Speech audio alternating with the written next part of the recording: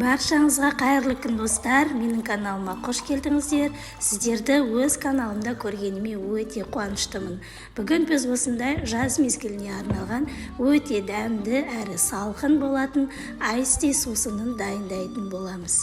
Алдыменен ыдысымызға 6 литр суымызды құйып, оны отқа қоямыз. Суымыз қайнағанша біз мына көкөністерді турайтын боламыз. Ол үшін бізге бір апельсин және бір лимон қажет болады. Осылай апельсинімізді 4 бұрышты етіп турап аламыз. Және қосатын қоспаларымыздың барлығын осылай 4 бұрышты етіп турап алатын боламыз. Видеоны тоқтатпай соңына дейін қараңыздар және достарыңызбен бөлісуді ұмытпаңыздар. Міне осылай апельсинімізді турап алғаннан кейін енді лимонымызды турайтын боламыз.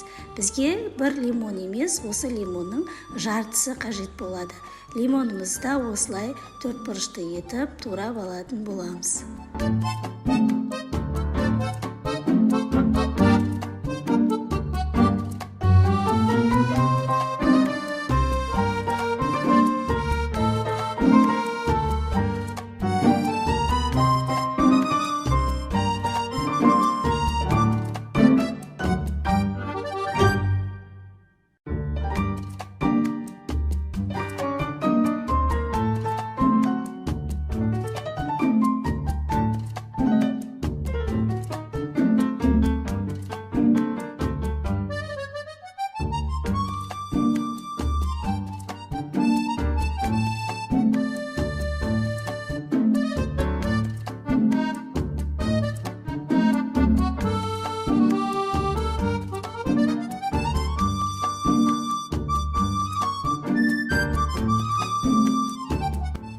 Ендігі кезекте алмамызды турайтын боламыз. Алма қоспай жасасаңыздар да болады. Егер алма қосып жасасаңыздар, дәмі өте керемет болады. Менде осындай жаздық алма болды. Осылай алмаларымызды ұзын-ұзын етіп турап аламыз. Қалауларыңыз бойынша 4 алма немесе 3 алма қоссаңыздар болады.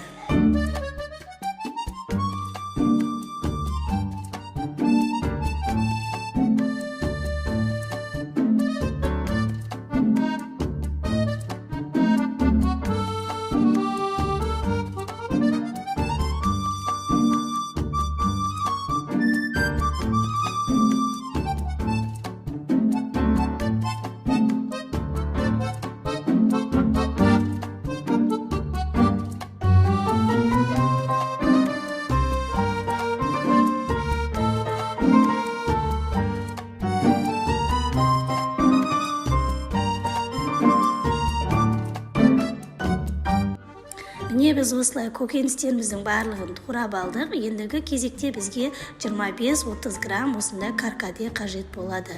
Каркадені кез келген супермаркеттерде, базарларда сатылады. Және де бізге осындай 250 немесе 300 грамм қант қажет болады. Сонымен бірге бізге жалбыз, яғни мята қажет болады. Алдын ала осылай барлығын дайындап аламыз. Енді біздің жаңағы қайнап жатқан суымызға ең бірінші каркадемізді салып 1-2 минут қайнататын боламыз.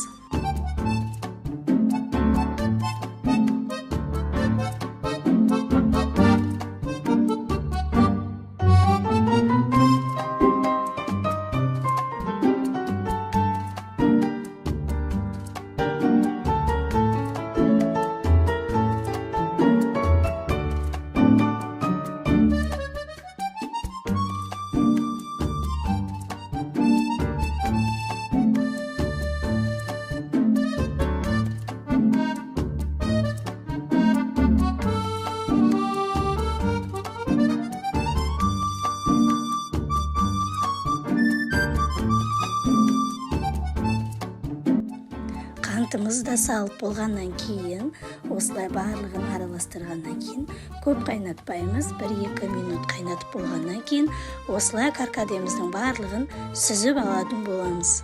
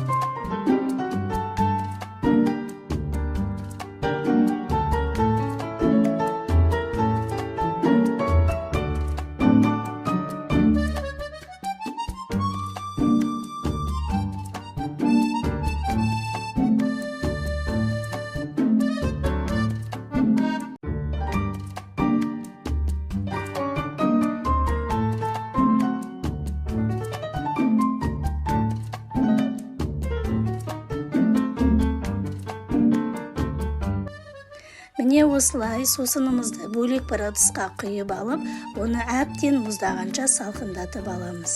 Жақсылап салқындап болғаннан кейін арнайы осындай ыдысымызға жаңағы айсти шырынымызды құйып алатын боламыз.